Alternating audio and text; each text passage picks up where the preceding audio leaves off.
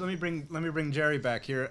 I mean, we're talking about armed conflicts, which are inherently political. We're talking about groups that have perhaps humanitarian wings, but certainly militant wings and non-militant wings. I mean, surely there's a risk here of blurring the political humanitarian. How important is it to try and separate humanitarian from everything else? And what's the effect of those blurred lines? No, I think that risk is very real and it's very acute, that risk of blurring the lines. And to be very precise about that, we view the main risk as when humanitarian objectives get conflated with or tied in with political objectives. And that really then ties in a humanitarian negotiations with potentially political negotiations. If parties do not want to or are not ready to make progress on the political side, that may then delay progress on humanitarian negotiations when and if they're tied together. So yes, there is a very real risk. And in this regard, there is a lot that humanitarian organizations and practitioners can do themselves to ensure that they keep that separation there.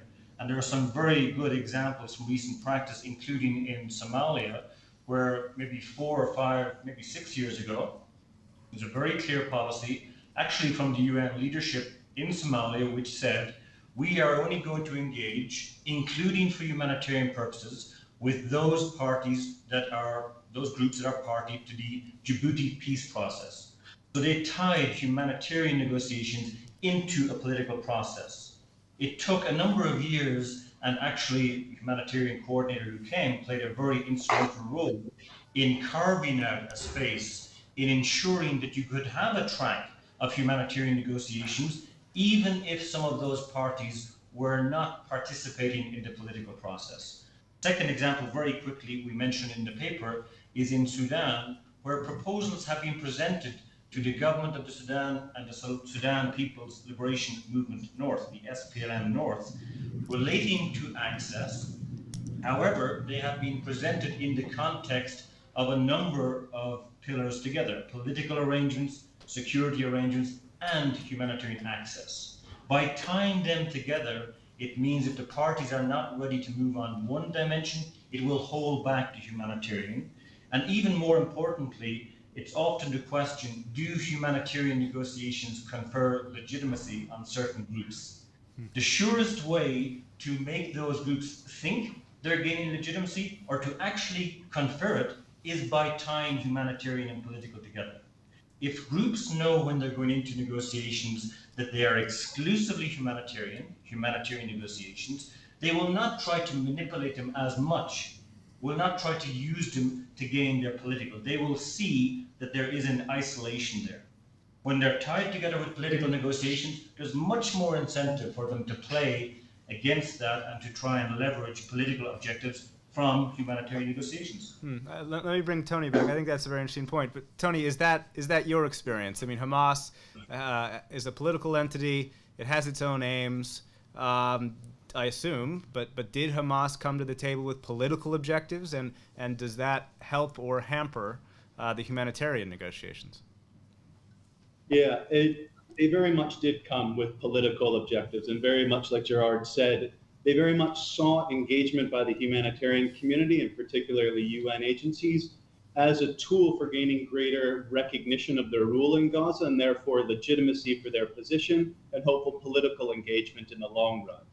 So they very much would try and use their engagement with us to better understand the political situation, oftentimes would ask within those negotiations to convey certain messages to Western political organizations, to use this as a tool to promote with our donors and with Western governments the fact that Hamas is pragmatic and is reasonable, and therefore they should start engaging with them as well.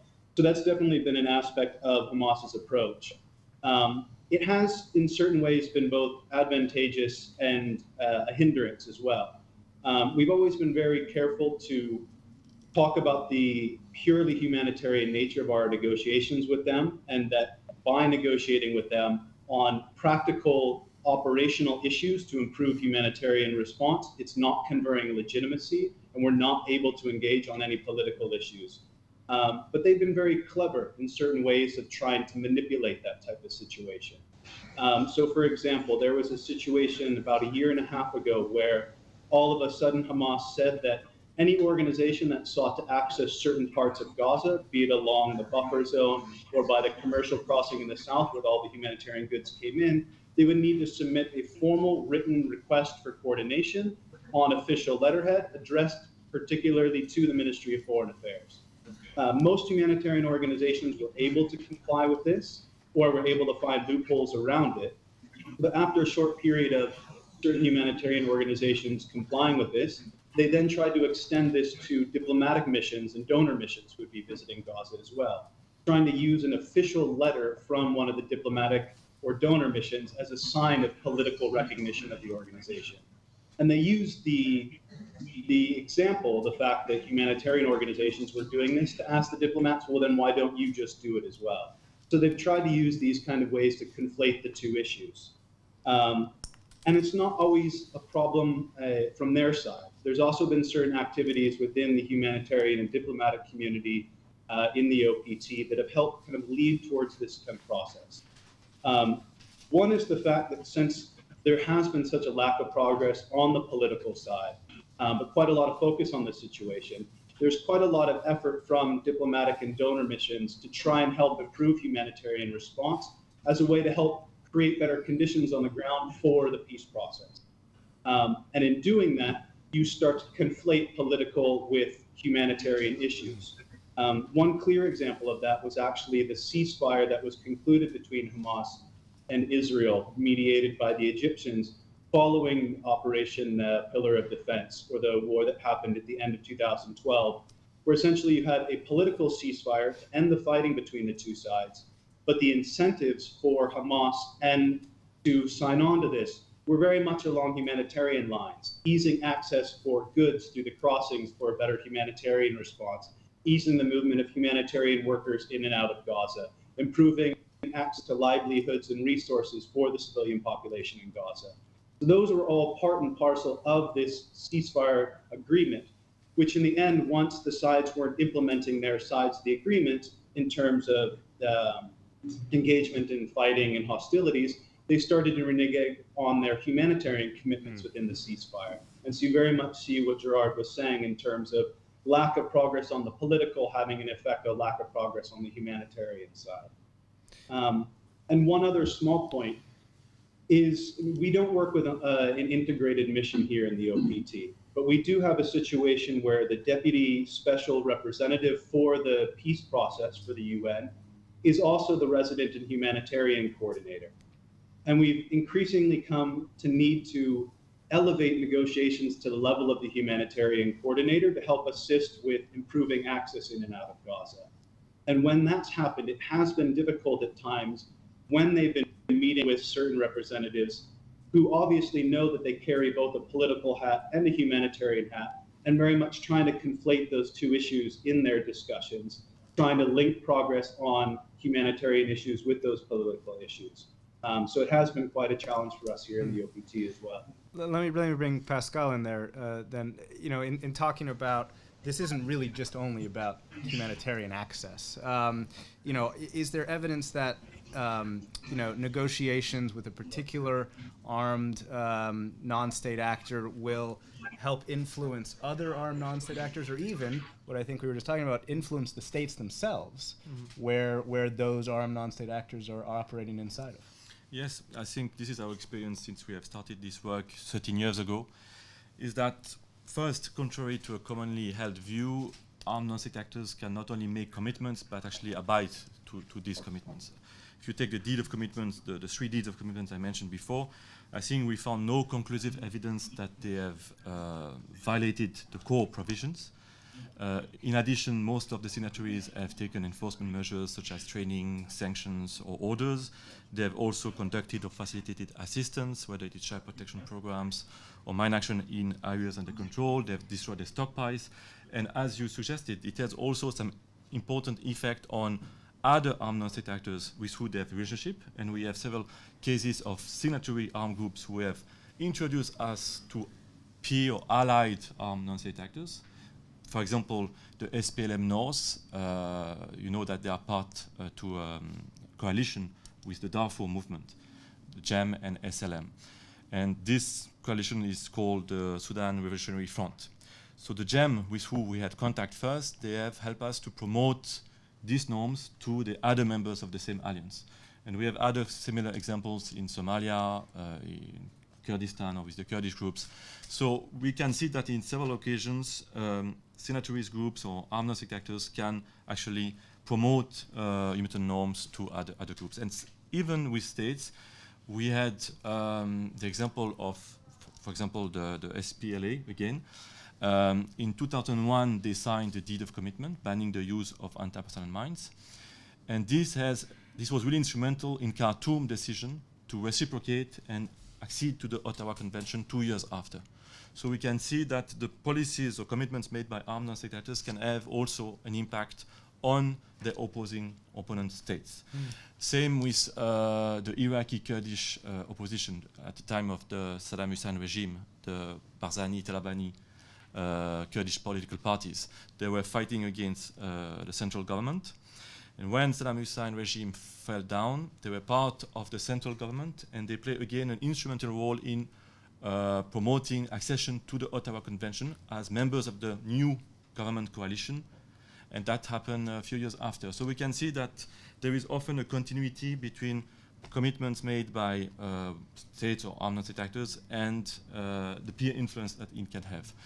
Similarly, the SPLA again, the first humanitarian treaty they signed when they came to power and they seceded as a newly independent Republic of South Sudan was to sign the Ottawa Convention. In continuity with the deed of commitment they signed as an armed opposition movement 10 years after. So I think this is quite important to see the dynamics or the possible impact that these commitments can have on other armed non-state actors or governments. States themselves. States themselves. Ashley, help us get our hands dirty, if you will, a little bit here. Let's let's go way down and not 30,000 feet. Talk to us about how this stuff works. Is there reliance on intermediaries? Are there tribal leaders? Are there community leaders? You talked a little bit about a hierarchy that may or may not really exist. What are the risks in going in for the humanitarian groups? What are the risks for anybody they may use? Just talk to us about how this really works on the ground. Well, I think there are any number of approaches you can take, but it's largely dictated by context. I mean, ideally, you would want to negotiate with all levels of an armed group. You would want that armed group to be, as Tony was saying, probably aspirational to a state so that they would have structures and a strong command and control. So you have a leadership that you can communicate with. You have mid-level commanders or non-military personnel, political humanitarian wings, representatives of those wings. And then you have the low-level fighters and representatives. And ideally, in a perfect world, you could engage with all of those, and consistently the messages would be passed up and down. That is almost never the case, right? You're dealing with groups like the Taliban, like Al-Shabaab, even more organized groups over time that will wax and wane. So something in the issue that's illustrated in the article on Darfur, at one point, you had a couple of fairly structured armed groups, and then it splintered. And you were all of a sudden dealing with hundreds. You didn't know when you were going down the road how many checkpoints and how many different actors you would negotiate with. That's a similar situation you see in the Democratic Republic of Congo now, where aside from some of the groups, you largely have criminal actors you're negotiating with. So in order to get point A, you have to call various local criminal bands or individuals and ask for access, ask for permission, clear it step by step. So for many humanitarians, especially at the field level, people are out there day in, day out. This is a huge part of their job, and it's a routine part of their job, communicating with all sides, whether it be communities, armed groups, government representatives, and so on, to make sure that you're negotiating your access. And this is something I think is often forgotten. Humanitarians don't have necessarily an unimpeded right to access at all times. I mean, there are tenets in international humanitarian law which support access, But how is international humanitarian law enforced? What leverage do aid agencies have in order to reach populations in need? And the answer is very little. So it's done step by step through that negotiation. And it's often done through your low-level field aid workers having constant interaction and conversations, and also by aid agencies just being present and showing their sort of organizational integrity, meeting community needs, doing high-quality, transparent work that can be trusted and is respected. And I think that's a really important point, doing that long before any particular crisis erupts, and that will ensure, or at least help ensure, that trust that needs to happen. I think actually a lot of people might think of this in Afghanistan and wonder, well, the Taliban has certain opinions, rules about women, about kids, about girls, about all sorts of what they would call Western values. I don't know, can a female aid worker work in a Taliban-controlled area? You know, how does their stated aims about the country that they did create and want to create in the future mesh with the humanitarian organization's requirements on the ground?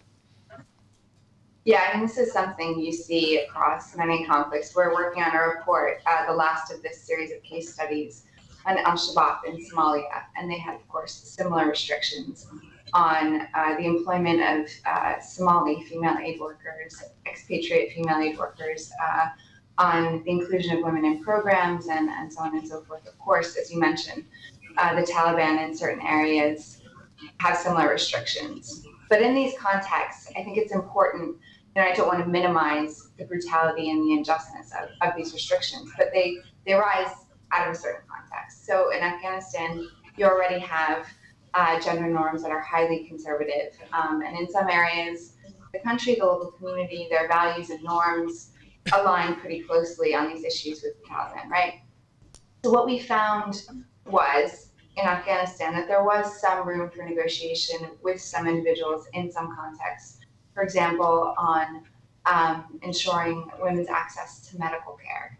So there was one instance where a community, and indeed the local Taliban commanders told us about, a new contingent of Taliban moving in and saying to a medical NGO in Kandahar, well, you can't have any more female health workers, and we don't want any women coming to the clinic.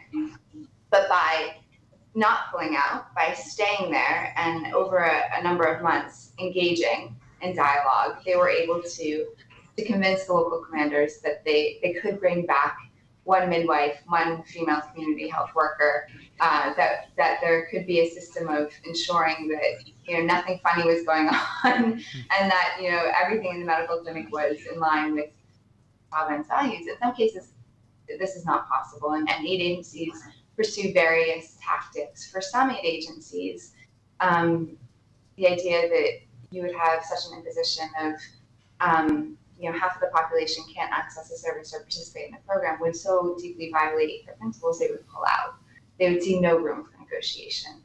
So I think these are incredibly difficult issues, and to say, maybe the Taliban's flexible or maybe they aren't, it doesn't really portray the difficulty of these dilemmas on the ground. And it's not to say the choice to stay and continue working, so perhaps you can help the men and over the long run negotiate to help the women, is a better choice than just leaving. But just that, these are incredible ethical dilemmas to which there's no right answer. And Tony, take us back into Gaza. Some of those apply, certainly what Ashley was just saying, but you've also got the bigger problem, I assume it's bigger, but tell us, of the fact that a lot of countries say no contact with Hamas. You're not allowed in, you're not allowed to talk to them, they're terrorists, and Gazans, humanitarian aid, we don't really care. Of course, they're not really that explicit about it, but how does the fact that a lot of countries have a kind of no contact clause with Hamas, how does that affect, again, trying to get our hands dirty, people's ability to actually deliver aid on the ground, people's ability to actually have a conversation and negotiation over humanitarian issues? Yeah, I mean, similar to some of what Ashley was saying about the Taliban, but to a much lesser degree. I mean, there are certain cultural, social, religious ideologies that Hamas holds that are sometimes in quite contrast to what we would hold as proper principles in terms of treatment of women, children, engagement of hostilities.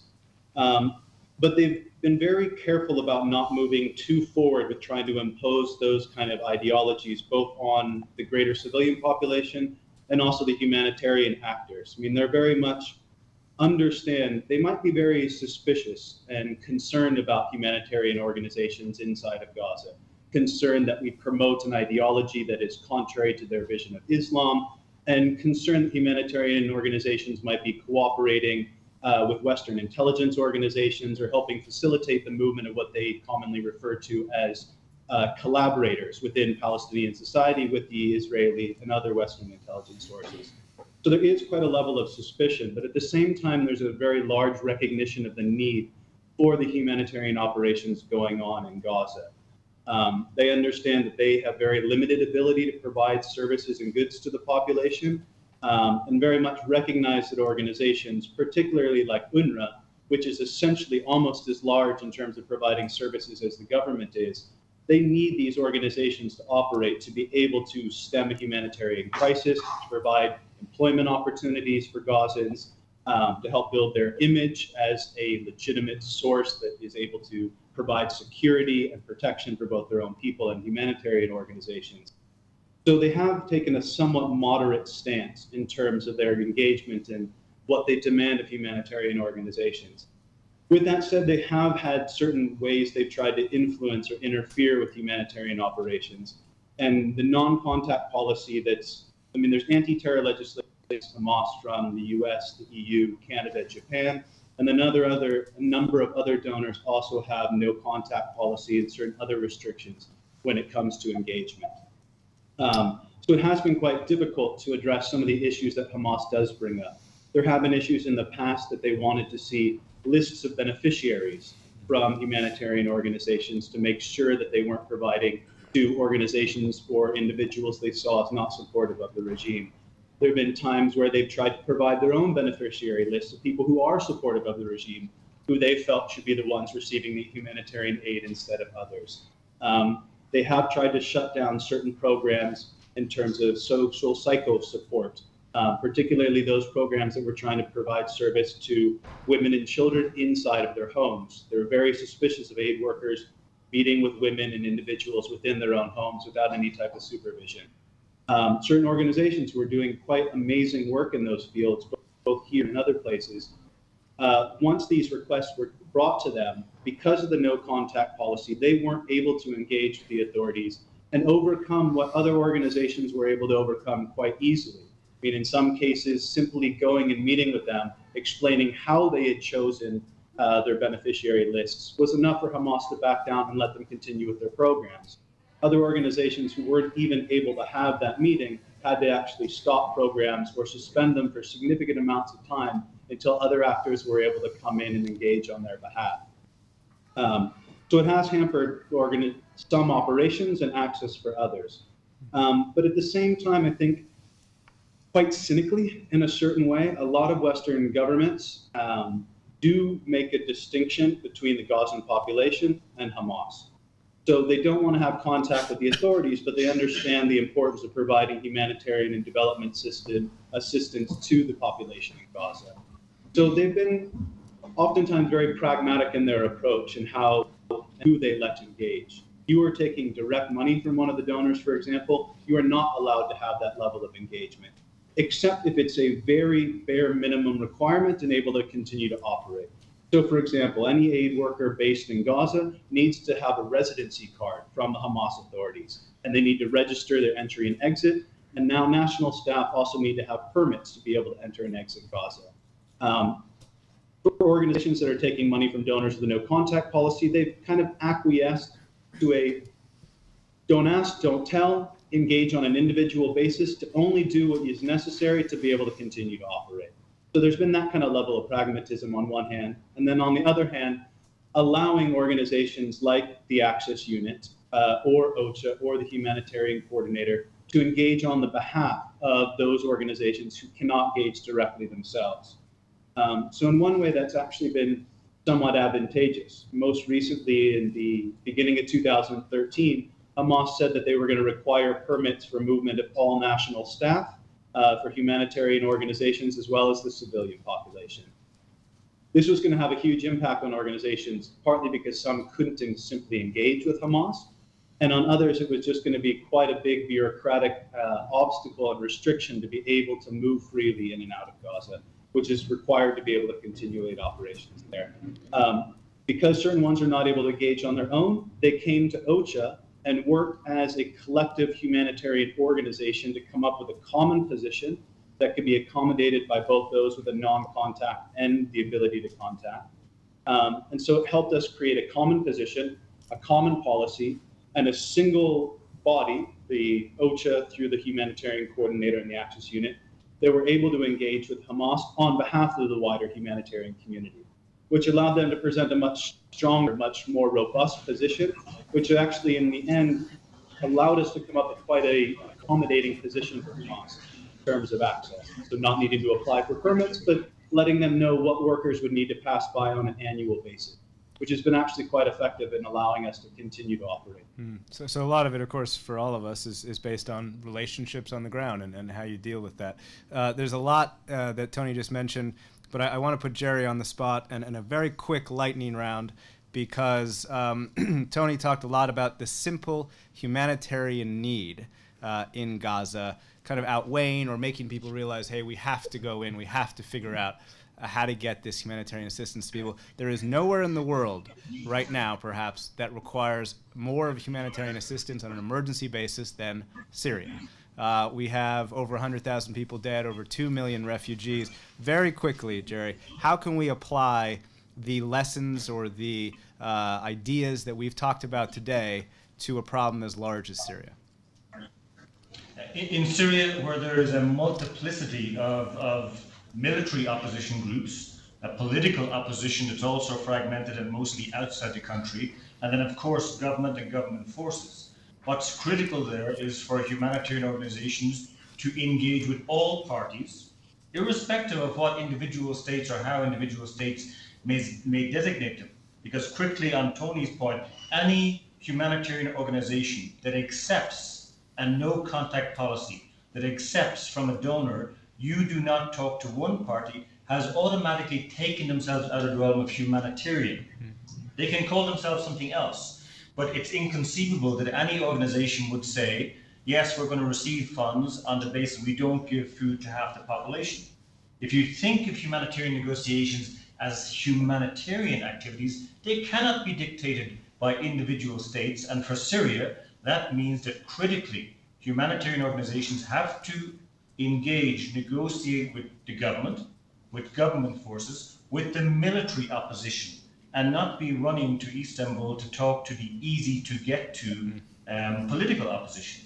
So for Syria, it's going to require an incredibly determined effort to pursue a neutral approach. And sadly, there are only a very, very small number of organizations who are sufficiently perceived as being so neutral, but they are there.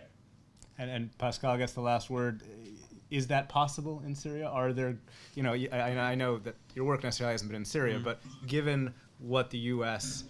Is likely talking about trying to get a strike approved by Congress, given all of the military talk, given exactly that very good point that Jerry just made about there's kind of low-hanging fruit of people to choose to talk with, but actually you do need to do that. You don't need to only talk with them. Is that possible in Syria? Sure, it's a very challenging context, and as Jerry said, it's a very fragmented opposition, both military and politically. And we have tried to promote some norms to some of the opposition, especially the Syrian Islamic Liberation Front, the Kurdish opposition. But it's very difficult. It's a very atypical process for us, because usually we deal with armed group which has a basic command and control structure. Here you have a multiplicity of interlocutors. Access is very difficult.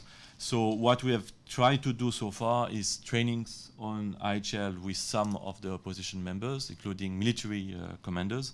And we have also launched a campaign with some TV spots, video spots, and also booklets. Basically, we try to summarize key 15 rules of IHL in one document, and we have some copies here for those who are interested. We translated that in Arabic. And there were a lot of media interest inside Syria, including from the Syrian Red Cross, from media, Al Jazeera, Arabia, and also TV that are close to the opposition. And I think a key perhaps aspect while waiting for the opposition to structure themselves is perhaps to try to use any type of leverage that some sponsor states or some constituencies have on the different Belgian parties. And for the Syrian opposition, I mean, we know who they are, and as parties to the Geneva Convention, they have under Article 1 to not only respect but ensure respect of the IHL rules, especially for movements or states. They have some influence, some linkages, and this is perhaps an avenue that has not been enough explored so far. But again, yes, it's a very, very challenging context for us. So we are in the very early stage. Mm-hmm. Enough from us. Love to hear your questions. I should have announced at the beginning that there is a large online audience. And so to the online audience, hello. Please also submit your questions. We're eager to hear from you and everyone in the room. And I might get a couple of questions, and then we can kind of move them around between the panelists. Yeah? So why don't we start down on that end? There's a gentleman in the back right there.